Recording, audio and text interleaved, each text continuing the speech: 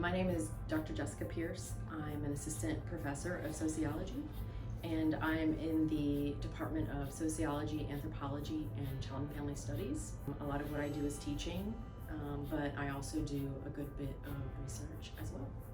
And when did you begin your career here? So I began my career here in 2013. And I started off as an instructor in sociology, but eventually I was able to move into a tenure track position. And with your time in sociology, what are some of the things that you've experienced or that you've seen your students experience, especially with the past year of the pandemic with COVID-19 and the new way of learning that we've had to adapt to? Yeah, it's something that's been difficult, I'm sure, for everybody, for faculty, for students, having to adjust to this new way of life, at least temporarily, and having to move to online instruction for the better part of 18 months. Of course, students get frustrated and feel that sense of disconnection that many of us have experienced, but I think overall, I've seen a sense of resilience in our students in that they want to get back involved and reconnect with other students, with the faculty, wanting to move back into the classroom. The sitting and waiting for class to start and the conversations that happen, and you miss, making conversation in the hallway and passing someone, passing faculty, passing students, and saying hi and sharing those experiences. And so I think, coming out of this, beginning to come out of this, that's one of the things that I'm really starting to see is, again, that sense of resilience and wanting to move back together, move back, onto campus. Move back stronger than ever. Yes. It's been really tough, and this is just a side note, just speaking on that, because it was out of nowhere. Right. No type of, we didn't have a preparation. Right. Across the board in this country. Right. And now trying to throw ourselves back into this, what we don't even seem as normal. Yeah. It's like an alternative reality at this point, Yeah.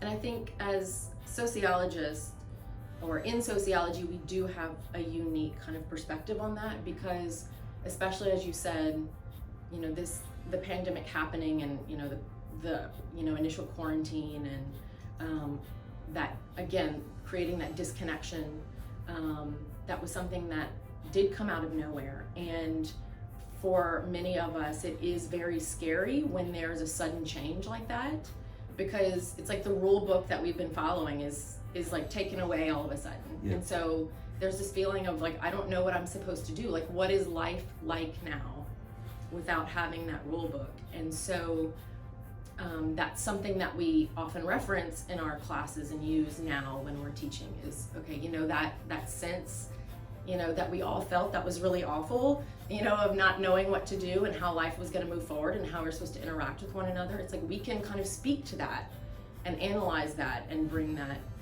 and bring a greater understanding of what that feeling was because of our discipline. So to stay on that topic, with your department, sociology, what are some of the things that you love when it comes to your department, and what are your hopes for your department for the next 100 years? Most importantly, I think we all have a love for our discipline, and that's including, sociology specifically, but of course including child and family studies and anthropology. I also feel like there's a great sense of camaraderie and a feeling of support, in that we try to help each other out as much as possible. And we want to support our students and provide them with the guidance and the research opportunities and the feedback, and of course the instruction that they need, within the classroom. Ultimately, we want our students to leave with a certain perspective within the liberal arts generally. I think that's one thing that we provide. When it comes down to it, like, we're human beings, right? And it's looking at the human experience. And so it's moving past the individual and our individual experiences and looking and considering more broadly, the world outside of ourselves and how other groups experience the world. you know, how other cultures experience the world. And so I think that that's that kind of principle is something that guides our department now, and is something that we're going to use, you know, moving forward, you know, for the next 100 years, to determine, you know, how we serve our students. 100 years is a long time. Yes. You know, it's a good fleet because it shows the endurance of this college, and it Absolutely. shows that type of commitment, you know, to constantly trying to push students and people into the world with skills that contribute to the world. Absolutely. Would you say your time here at UL that the liberal arts, or our college of liberal arts, has done that?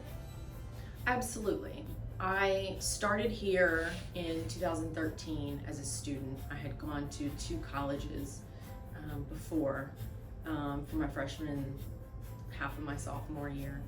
And it was one of those situations where I feel like I couldn't quite fit in. Like, one college was like too big, and then the other college was like too small, and there wasn't enough of like a culture really.